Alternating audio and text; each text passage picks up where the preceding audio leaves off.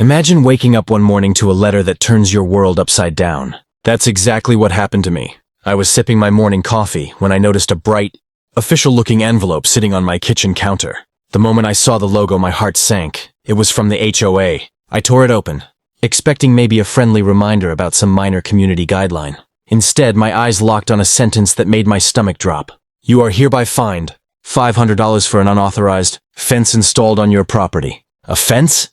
I didn't even own a fence. I stared at the paper, thinking it had to be a mistake. Surely there was some clerical error. I had lived here for 3 years, and not once had I installed, or even considered installing, a fence. Yet here it was, bold as day, accusing me of breaking the rules. Panic mixed with frustration as I scanned the rest of the notice. It cited specific HOA regulations, measurements, and even photos.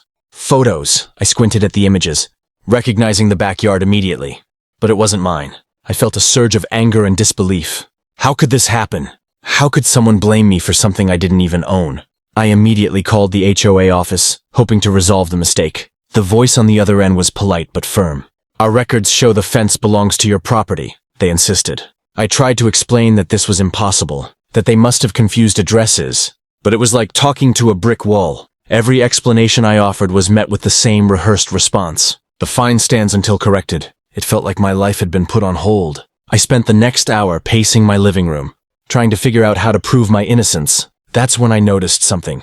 In the corner of the photo, the neighboring property's mailbox. I remembered that the Smiths, my next-door neighbors, had recently renovated their backyard. Could it be theirs? As I began investigating, I uncovered something shocking.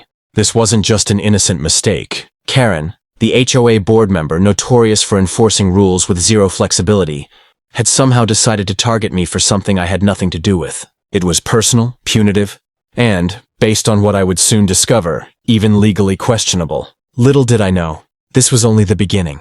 The real owner of the fence was about to take matters into their own hands, and Karen's grip on our community rules was about to be tested like never before.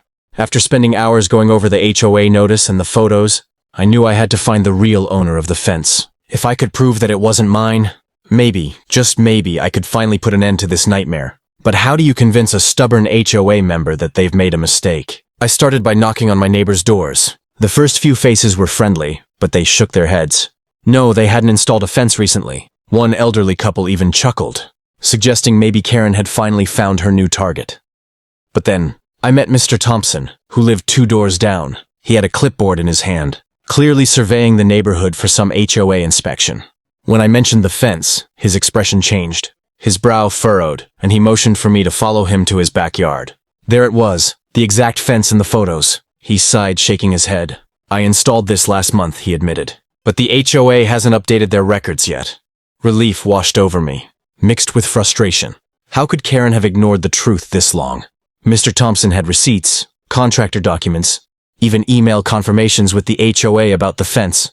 This was proof, rock-solid evidence that the fine had been issued to the wrong person. I took photos, copies of the documents, and even recorded a short video statement from him confirming ownership. I felt armed, ready to fight back. But Karen wasn't going to give up easily. I'd heard rumors from other neighbors. She thrived on control, often bending the rules to her favor. And she was relentless when someone challenged her authority. I knew confronting her directly could backfire. I needed strategy, evidence, and allies. So I scheduled a meeting with the HOA board, bringing every document, photo, and statement I had collected. Sitting in that room, I watched Karen maintain her confident posture, as if she already knew she would win. But when I laid out the proof, showing her every piece of evidence linking the fence to the real owner, I noticed the tiniest flicker of doubt cross her face. Still, she didn't apologize. Instead, she insisted on reviewing all records before making a decision. It was a stall tactic, pure and simple.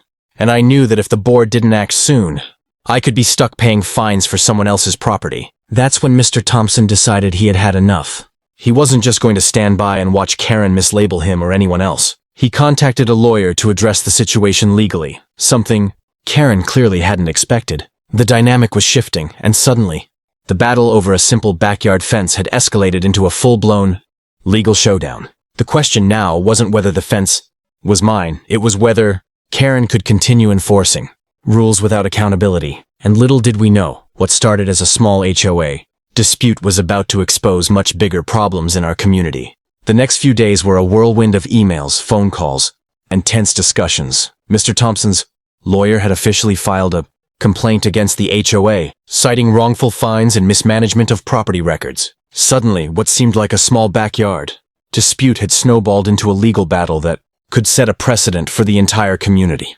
I watched as Karen's confident demeanor started to crack. She had built a reputation on controlling every minor detail, but now, the very system she relied on was being scrutinized in ways she couldn't control. I began to realize just how high the stakes were. This wasn't just about a fence. It was about accountability, transparency, and the power dynamics within our neighborhood. Meanwhile, the neighborhood buzzed with gossip.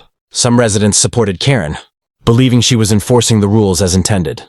Others quietly cheered for Mr. Thompson, hoping someone would finally challenge the heavy-handed authority that had dominated our community for years. I felt caught in the middle, a reluctant participant in a battle much bigger than myself. The hearing day arrived. The boardroom was packed, tension so thick it felt almost physical. Papers rustled, whispers circulated, and cameras, yes, cameras, were set up to document the proceedings. I sat beside Mr. Thompson, clutching copies of all the evidence. Karen entered, her usual poise intact, but there was an edge of unease in her step. She was used to winning through intimidation and routine, not through legal scrutiny. The lawyer began presenting the case. Dates of installation, contractor receipts, HOA emails confirming Mr. Thompson's ownership. Each piece of evidence chipped away at Karen's defense. The photographs of the fence, originally used against me, were now the key proof of the real owner's claim. I couldn't help but feel vindicated, though the anxiety in the room reminded me that nothing was over until the final decision. Karen spoke last, insisting that all procedures were followed correctly. Her voice was steady, but the slight tremor betrayed the pressure she was under. The board listened, occasionally glancing at the submitted documents. I noticed the subtle shift. The evidence was undeniable, and even the most loyal supporters of Karen couldn't argue against it. By the end of the hearing, the decision was clear. The fine was officially withdrawn from me, and the HOA was instructed to update its records and address Mr. Thompson's claims. Karen had been publicly corrected, and for the first time, the power she wielded so casually had limits. I left the room with a sense of relief and disbelief. What had started as a personal injustice had become a turning point for the neighborhood. But even as the air cleared, I knew this was far from the end. Karen's response and the ripple effects of this confrontation would shape the community for months to come. In the days following the hearing, the neighborhood felt different, almost as if a heavy weight had been lifted. The official notice removing the fine arrived in my mailbox, and for the first time in weeks, I felt a genuine sense of relief. I could finally breathe without the constant nagging anxiety of paying for something I didn't own. Mr. Thompson was equally vindicated. He had secured legal acknowledgement that the fence belonged to him, and the HOA was now obligated to correct their records. The experience had taught him, as it had taught all of us, that standing up for what's right sometimes requires more than polite requests. It requires persistence, documentation, and the courage to challenge authority. Karen, on the other hand, became the subject of quiet discussions across the neighborhood. While she still held a position on the board, her aura of untouchable control was gone. People began to question her decisions more openly, and subtle changes in how the HOA handled fines and property disputes began to appear almost immediately. It was a small but significant shift. Accountability had been introduced where before there was only unilateral power. For me, the ordeal left mixed emotions. Relief, certainly, but also a lingering caution. I had learned that rules, even when enforced by a system designed to protect the community, can be twisted or misapplied. One wrong assumption or unchecked authority can create chaos in an otherwise peaceful neighborhood. My experience became a story I shared with other residents, a reminder to remain vigilant and proactive about HOA policies, and to document everything thoroughly. Community meetings became livelier. Neighbors who had once been silent now spoke up, advocating for clearer processes and fairer enforcement. The incident sparked a dialogue that had been long overdue. How can a community ensure fairness while maintaining rules? How do we prevent personal biases from influencing decisions that affect everyone? Looking back, what started as a shocking and frustrating fine turned into a pivotal moment of growth. For me, for Mr. Thompson, and for our entire neighborhood. We had witnessed firsthand the power of standing up to unjust authority, and the ripple effects extended far beyond a single backyard fence. It was a lesson in justice, resilience, and the importance of community oversight.